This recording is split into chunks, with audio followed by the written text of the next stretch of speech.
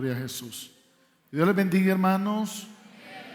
Vamos a la palabra. Estamos en Colosenses, en el capítulo número 4. Colosenses capítulo 4, versículo número 2. Colosenses 4, versículo 2 al 4. Y leemos para la gloria del Padre, del Hijo y del Espíritu Santo. Perseverad en la oración, velando en ella con acción de gracias, orando también al mismo tiempo por nosotros, para que el Señor nos abra puerta para la palabra, a fin de dar a conocer el misterio de Cristo, por el cual también estoy preso, para que lo manifieste como debo hablar. Amén. Tomen asiento, hermanos. Cuán importante es la vida de oración en el corazón del creyente. La vida de oración es un elemento esencial, primordial, que trae sustento, trae firmeza y trae solidez en la vida espiritual de cada uno de nosotros. Es un principio muy elemental que nosotros tenemos que manifestar con gran claridad, como una experiencia íntima, como una experiencia personal, como una experiencia permanente en cada uno de nosotros, donde nosotros sabemos que no estamos necesitando de que alguien nos diga y nos pregunte si ya oramos, porque sabemos que tenemos que orar, porque sabemos que tenemos que clamar, porque sabemos que es parte de nuestra vida espiritual, porque sabemos que es parte de nuestra vida personal. Y ahí es donde cada día debemos de revisar hasta dónde realmente nuestra vida de oración es efectiva y está teniendo el papel que tanto nosotros estamos necesitando llevar a cabo.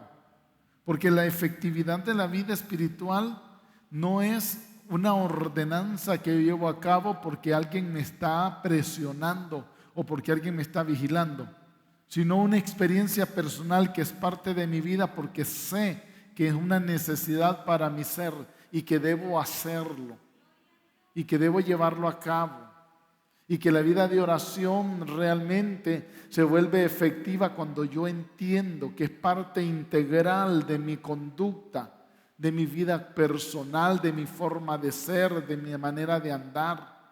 Debo estimularme por esa razón a estar motivado dentro de mi corazón y poder hacer la voluntad del Señor de tal manera que yo tenga la tranquilidad y tenga la confianza de que el Señor va a estar siempre conmigo y que día tras día estará siempre con mi ser y que constantemente voy a poder mirar la mano de Dios moverse en mi favor. Pero yo debo manifestar de manera constante y permanente ese estilo de vida, porque la oración es un estilo de vida. No es un momento donde yo estoy cumpliendo con una regla, sino que es algo que es parte de mí, que yo oro porque es parte de mi conducta, es parte de mi vida personal, que yo busco la presencia del Señor porque yo sé que es parte de mi vida, porque yo me muero si no oro, porque yo me muero si no tengo esa intimidad permanente y constante con el Señor. El apóstol Pablo, precisamente cuando escribe la carta a los Colosenses, está preso, está en una cárcel bien aprisionado, y a pesar de eso, su condición espiritual era de libertad. Porque el problema para muchos es que pueden estar en libertad física, pero presos espiritualmente. Contrario a eso, el apóstol Pablo físicamente estaba preso, pero él estaba libre. Su vida espiritual no dependía del lugar donde estuviera, no dependía de las condiciones que le rodeaban, no dependía de los estados emocionales o físicos en los cuales vivían. Sencillamente él tenía una comunión con el Señor y había tanta intimidad que para él la cárcel no le era ningún problema. Para él la cárcel no le era ninguna dificultad. Él oraba detrás de las rejas como fuera de ellas. Él clamaba, él buscaba la presencia del Señor, no importando el lugar donde él tuviese que estar. Por ello es tan fundamental que usted y yo revisemos si acaso algunas condiciones que estamos experimentando determinan nuestra vida de oración. Si ya tiene un problema, ya no voy a orar porque tengo problemas, hermano. Es cuando más tiene que orar, hermano. Es cuando más tiene que buscar la presencia del Señor. Mire que no me salió el proyecto como debía. Ya no voy a orar. Es cuando más tiene que orar, hermano. Porque sabe que muchos, hablando en términos literales de cárcel, no necesitan estar detrás de una reja físicamente hablando para poder sentirse encarcelados. Hay muchos que andan caminando y a veces hasta dentro de las congregaciones, hermano, encarcelados en sus problemas, encarcelados en sus sentimientos, encarcelados en sus emociones, encarcelados en sus dificultades, encarcelados en sus conductas, en su carácter, en sus pensamientos. Y eso determina el estado espiritual en el cual viven. Usted y yo tenemos que considerar, hermanos, que ninguna situación, por adversa que ésta sea, nos pueden determinar. Porque usted y yo dependemos de una relación íntima, de una relación directa con nuestro Dios. Porque nosotros no estamos determinados por cualquier condicionante que la vida puede darnos. Y el apóstol Pablo es para cada uno de nosotros ese reto, esa demanda para nuestra vida, para que nosotros podamos considerar si el apóstol Pablo estaba metido detrás de una cárcel, que como ya les he mencionado, no era como las cárceles de hoy, que le daban comida. No, el apóstol Pablo estaba metido en un lugar que era como una cueva o como un hoyo, donde compartía de manera hacinada con muchos, donde no había ni una forma de un sanitario, no habían reglas sanitarias ahí. Y la persona podía comer porque alguna amistad o algún familiar llevaba. Ahí no crea que habían unas raciones ya establecidas en la cárcel, que a la tal hora va al desayuno, que a tal hora va al almuerzo, que a tal hora la cena. Ahí no, hermano. En las cárceles, sobre todo en el tiempo del Imperio Romano, eran unas condiciones insalubres en las que ellos vivían.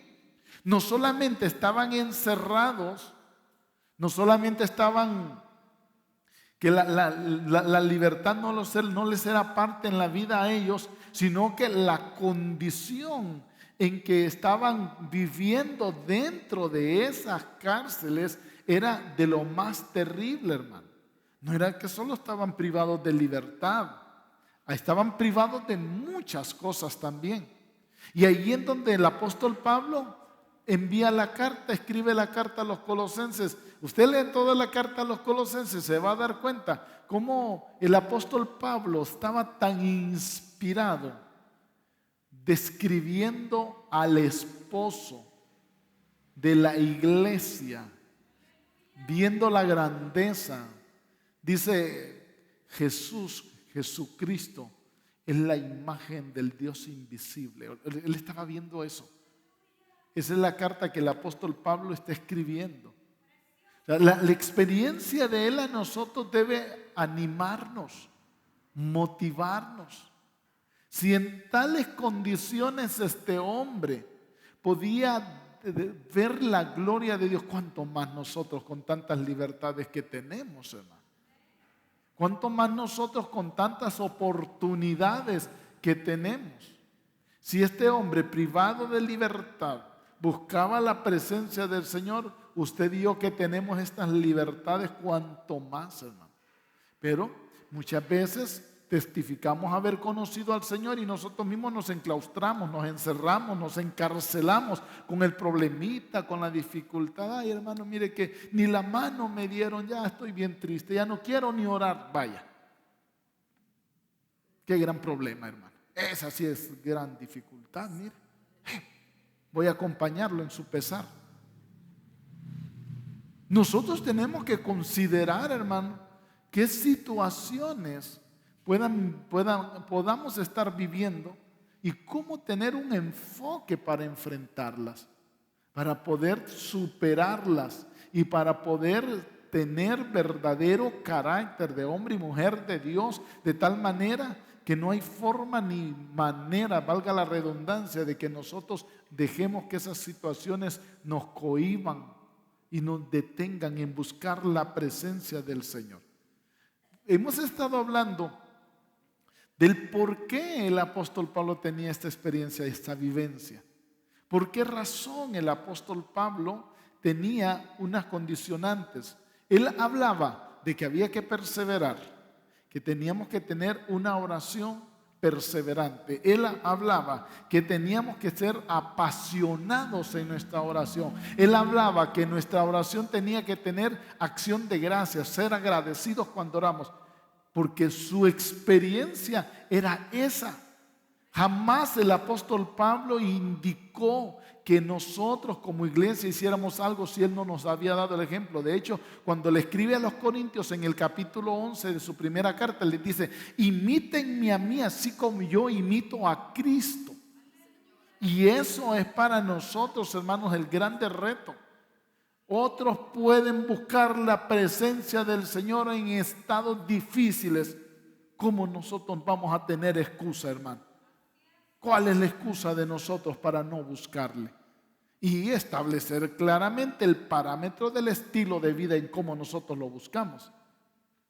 Porque muchas veces para muchos la oración es intermitente. Se apaga, se enciende. Se apaga, se enciende. Parecen las lucecitas que ponen ahí en el fin de año, hermano. A veces están encendidas, a veces están apagados, hermano. Y no sabemos cuál es la condición. Lastimosamente, eso habla de los estados espirituales. Nos encontramos con personas que dicen que son cristianos, que tienen tiempales de no orar, hermano, y es cristiano. Nos encontramos con personas que tienen tiempales de no encontrar la Biblia porque la perdieron y no la leen y son cristianos. Entonces, de ahí nosotros determinemos cómo podemos entonces considerar la efectividad de nuestra interacción de búsqueda con el Señor, hasta dónde realmente yo tengo esa intimidad. El apóstol Pablo habla de sean perseverantes en oración, porque él era perseverante en oración. A los tesalonicenses se les dice que no cesen de orar, oren sin cesarles, porque la vida de oración es eso, un estilo perenne, permanente y constante. Jesús les habló en el capítulo 18 de Lucas a los discípulos acerca de la necesidad de orar siempre y no desmayar. Y ese es un principio elemental para cada uno de nosotros. Porque lastimosamente, en la medida en que usted está presentando una petición delante del Señor y le parece que o que Dios no le está escuchando o no quiere responderle, tiende a tener un desmayo, a perder la fuerza para seguir buscando la presencia del Señor. Pero como se nos decía en el devocional en esta noche, nosotros no tenemos que depender si sentimos o no sentimos. Porque ese es el grave problema de nosotros los cristianos. Ay, hermano, es que mire que no siento. ¿Y quién le ha dicho que para adorar al Señor usted tiene que sentir algo, hermano? Sencillamente dice, alábenle, adórenle, bendíganle, exáltenle, glorifíquenle. Eso dice, no dice si estás enfermo, si estás sano, si todo está bien o hay problemas. No dice nada de eso. Sencillamente dice que lo hagamos. Que nosotros somos sus siervos, que somos ovejas de su prado, que Él nos hizo y no nosotros a nosotros mismos. Es un reto para nosotros, es una demanda, es algo que tenemos que vivir nosotros. Por eso el apóstol Pablo plantea la vida de oración como algo tan natural para usted y para mí. Y no me venga con la historia, hermano, es que usted no sabe el grave problema que yo tengo. Lo sabe mejor el Señor, hermano. No me venga a decir, hermano, es que como usted no la está viviendo, sí, pero el Señor ya pasó por la cruz, hermano, y murió por cada uno de nosotros y ninguno le ha tocado pasar esa experiencia, hermano. Él, siendo puro y santo, enfrentó esa situación. Y nosotros, hermano, que unos tenemos la cola más larga que otros, que todos traemos una experiencia. Sí, hermano. Y a veces tendemos a hacernos las víctimas nosotros. Ay, hermano, tan bueno que soy yo no sé por qué me pasa. Qué bueno va a ser, hermano. Si por la sangre de Cristo es que estamos acá. Si no, no, hermano, no hay actitud, no hay condición. Es la pura misericordia de Dios que nos tiene acá. Como dijo alguien, si algunos es que los hallaron con la mano en la masa, por eso es que los capturaron. A nosotros es que no nos hallaron.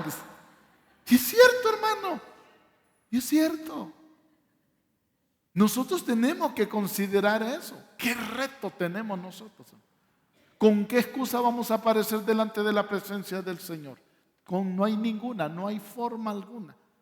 Antes bien, el apóstol Pedro nos dice que Jesús vino a darnos ejemplo para que nosotros sigamos sus pisadas. Y no está hablando, hermano, de que anduvo en carruajes reales. No, anduvo en la tierra y la cruz fue el final para él. Y ese es el modelo de vida para nosotros, hermano. No, ahora le dicen, hermano, arrebate, agarre, tome, váyase por aquí, vuele por allá. No, hermano, esa no es la historia. Esa no es la historia. Y por eso mucha gente, cuando se le dice de esa manera y le salen las cosas al revés, dice, no, me engañaron, me voy. Porque no le han dicho la verdad del evangelio. El apóstol Pablo está hablando de oración preso, hermano. Está pidiendo que perseveremos en oración porque él lo hacía preso. Está pidiendo que nosotros seamos apasionados con la oración porque ese era el modelo de vida. Está pidiendo que nosotros cuando oremos demos acción de gracias y él estaba preso. Nosotros tenemos que considerar. ¿Por qué estaba preso el apóstol Pablo? Vale la pena aclararlo también, hermano. Él estaba preso por la causa de Cristo, como él mismo afirma acá. Dice, por el cual también estoy preso. A él no lo metieron preso por malhechor, porque lo encontraron cometiendo un delito, sino porque él predicaba el evangelio. Esa fue la razón. Esa fue la circunstancia. Y a pesar de eso, no empezaba, Señor, a decirle, mira, Señor, cómo me tratan, qué barbaridad, yo que predicando el evangelio, que ando, y mira dónde me meten. ¿Por qué no peleas por mí? En ningún momento salió en la boca del apóstol Pablo esas palabras. Él sabía que era parte de la vida espiritual, que él estaba librando una batalla, y eso es algo que usted y yo también tenemos que entender. Sus líos, sus problemas, sus batallas, sus luchas, sus adversidades son pura batalla, que usted y yo tenemos que verla bajo ese enfoque. Estoy batallando, estoy luchando, aunque sea su carácter, aunque sean sus emociones, pero es una batalla que nosotros tenemos que estar librando, entendiendo, hermano. No tenemos lucha contra sangre ni carne, sino contra principados, potestades, gobernadores, huestes. Y nosotros tenemos que valorar ese sentido. Si no es por la armadura que el Espíritu Santo nos pone a cada uno de nosotros, no vamos a poder enfrentar esa lucha. No vamos a poder ganar esta batalla. Pero posicionémonos en la ubicación donde Dios quiere que estemos. Es que a veces se nos ha perdido la brújula, hermano.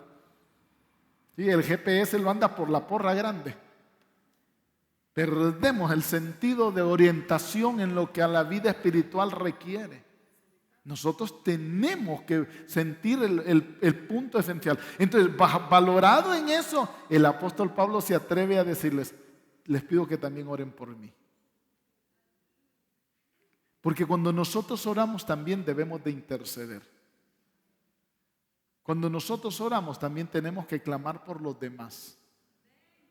Los días miércoles estamos hablando acerca de los hábitos espirituales y precisamente estamos hablando en este momento por el hábito de la oración, tomando en cuenta el modelo de oración del Padre Nuestro. Y estamos ahora precisamente el pan nuestro de cada día, dánoslo hoy.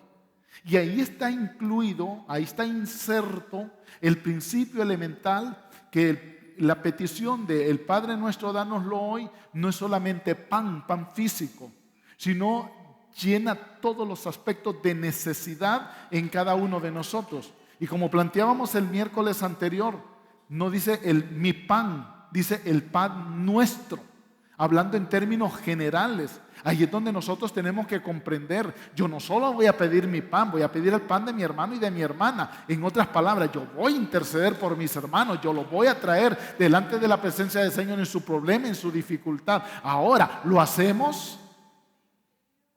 Cuando oramos solo pensamos en mi problema, Estoy tan ensimismado, tan hipnotizado por el lío que yo tengo, que se me olvidó que hay otros que están en peores condiciones.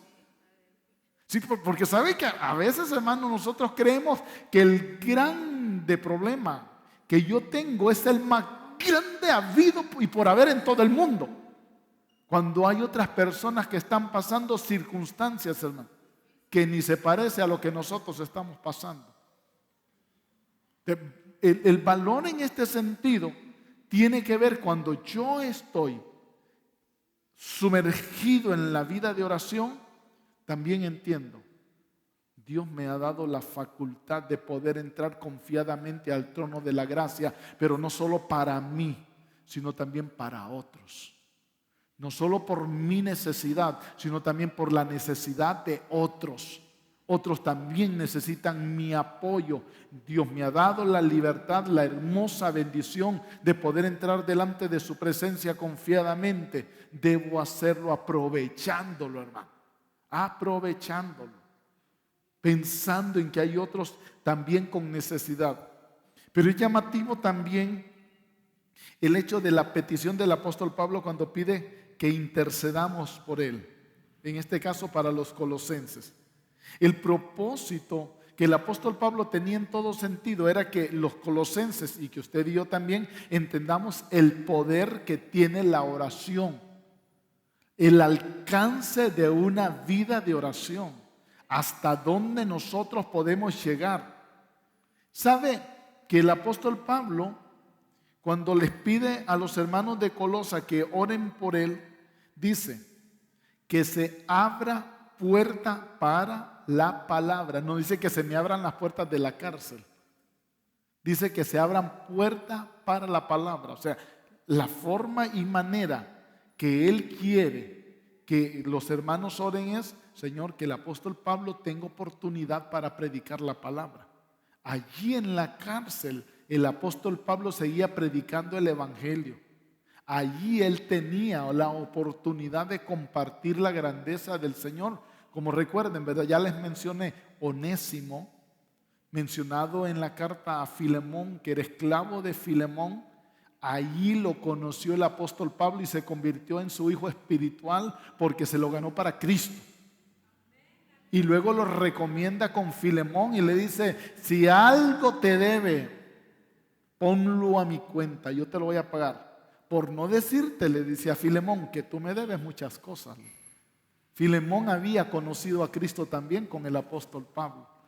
Tienes deuda conmigo también, le dice, pero por cualquier cosa yo voy a pagar lo que Onésimo te debe.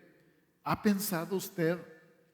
Porque fue en el mismo momento, la carta de Colosas con la carta de Filemón la escribieron juntas, porque Filemón era el anfitrión de la iglesia en Colosas. Son dos cartas juntas, son paralelas las dos cartas, la de Colosas con la de Filemón.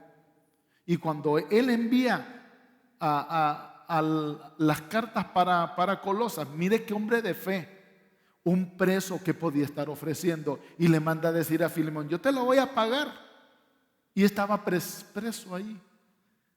¿Qué pensaba el apóstol Pablo? ¿Cuál era la visión que el apóstol Pablo tenía? Él decía: es que la cárcel no va a ser para siempre, es que yo no siempre voy a estar acá, de acá me van a sacar, así que oren para que Dios opere. Mientras esté acá, tenga la libertad de predicar el evangelio.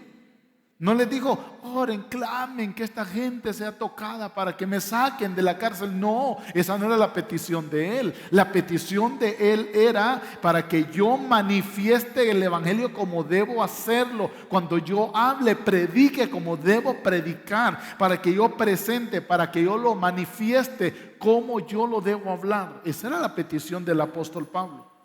Un hombre de fe y de confianza.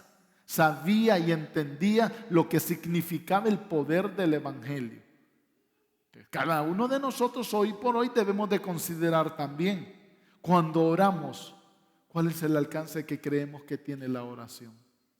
Cuando usted ora por otras personas que probablemente estén enfermas, que estén pasando un problema y una dificultad, ¿cómo siente su condición? Señor, yo oro por la hermana fulana que está pasando. Eso es bien difícil, Señor, pero oro por ella, tal vez haz algo. No, hermano, eso de tal vez no funciona. Porque a medias las cosas no las hace el Señor, hermano. Él lo hace todo bien, hermano. Y lógicamente, Él jamás se equivoca cuando hace las cosas. Pero usted y yo tenemos que mostrar la certeza y la seguridad de lo que conocemos de Dios también en la vida de oración. Hasta cómo ora usted, óigase. Cuando esté orando, escúchese qué dice. Si está con un espíritu de conmiseración, de lástima, ese es el estado espiritual en el cual se halla. Pero que cuando usted ora, Señor, yo tu palabra dice y las promesas tuyas son estas y tú hablaste, sí, yo bajo esa palabra clamo. Ahí es otra cosa, hermano. Porque usted está basando su vida de oración en promesas sólidas y firmes.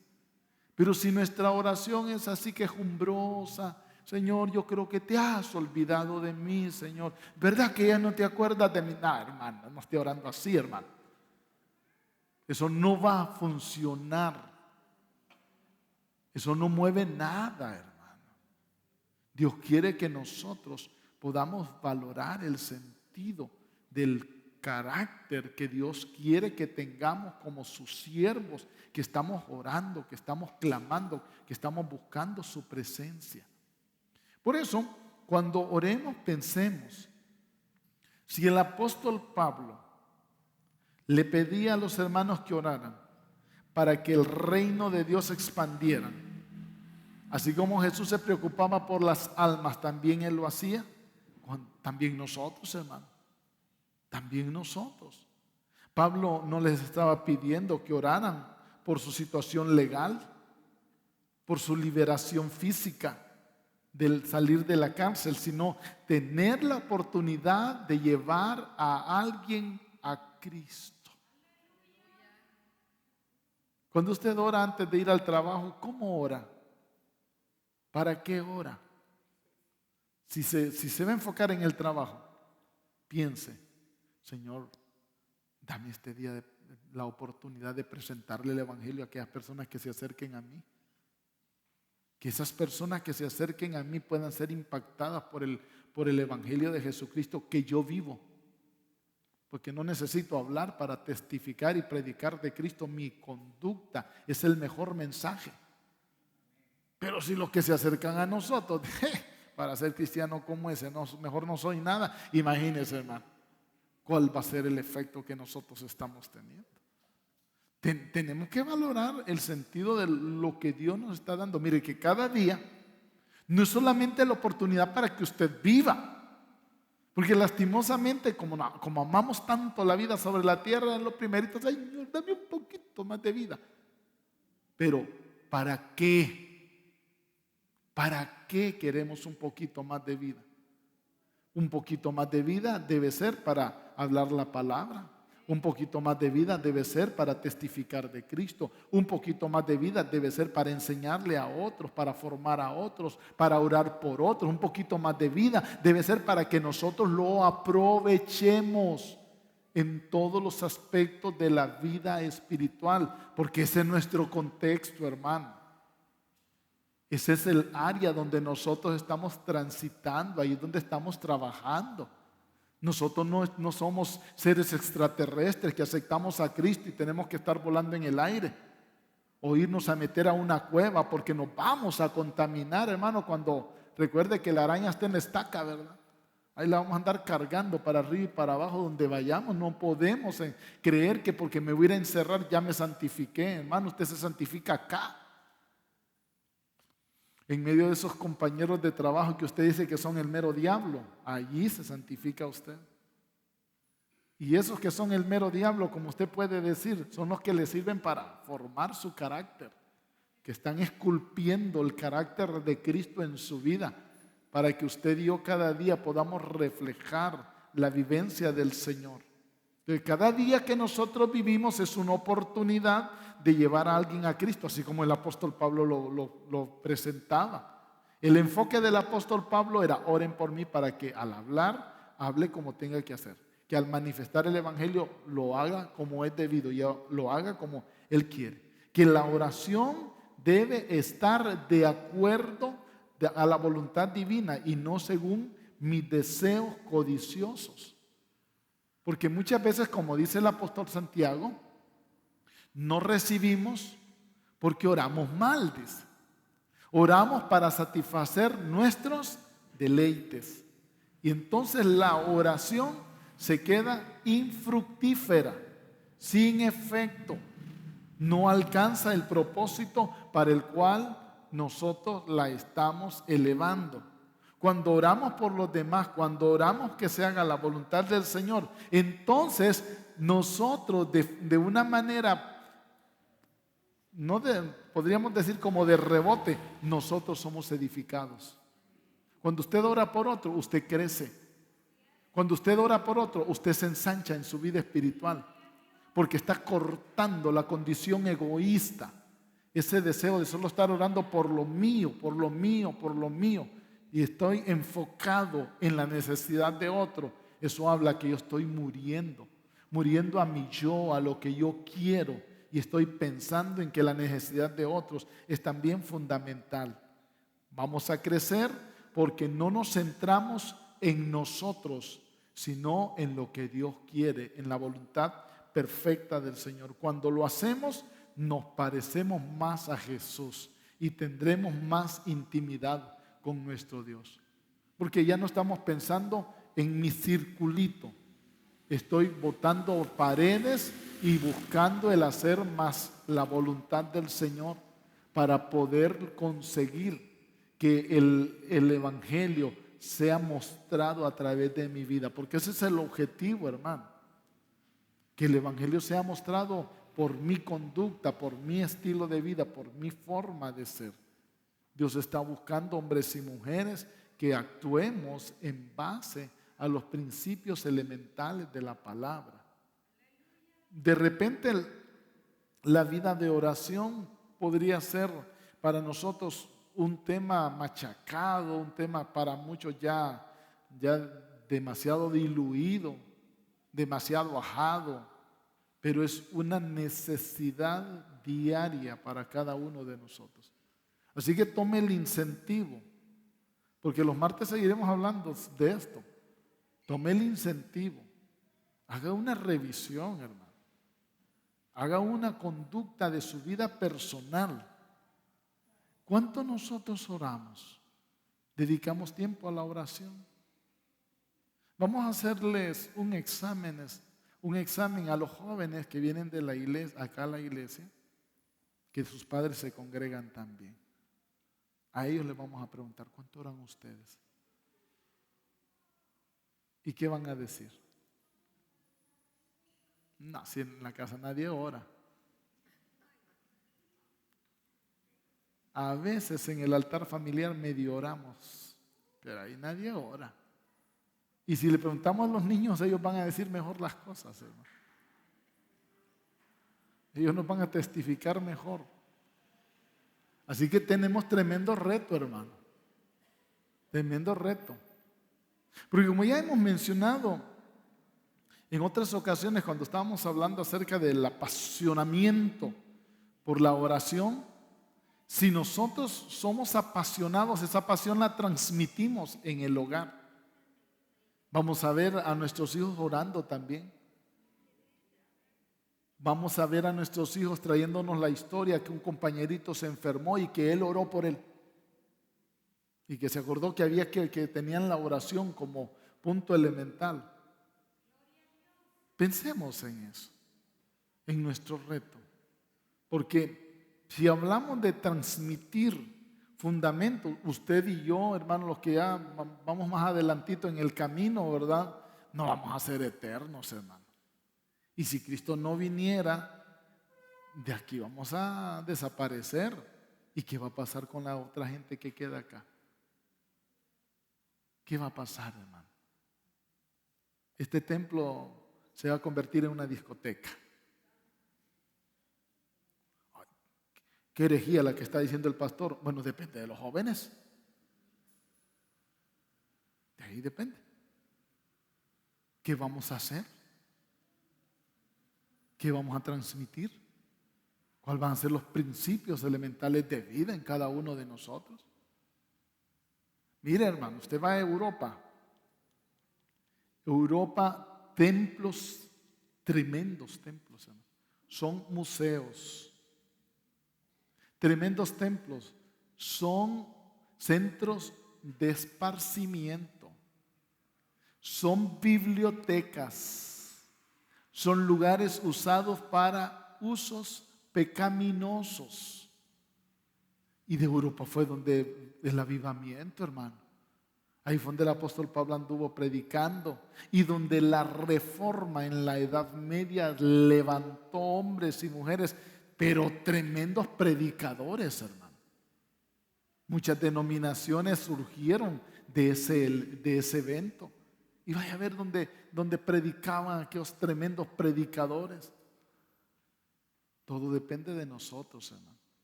Si nosotros mantenemos un estilo de vida y sobre todo una vida de oración efectiva, la obra va a avanzar, hermano. La obra va a continuar. Y veremos cómo la gloria de Dios seguirá manifestándose en medio de nosotros. Pero depende de nuestro estilo de vida.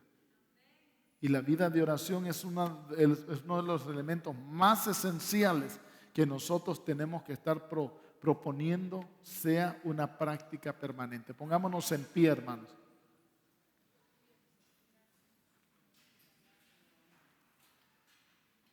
Como estamos delante de la presencia del Señor, ¿verdad? Y Él conoce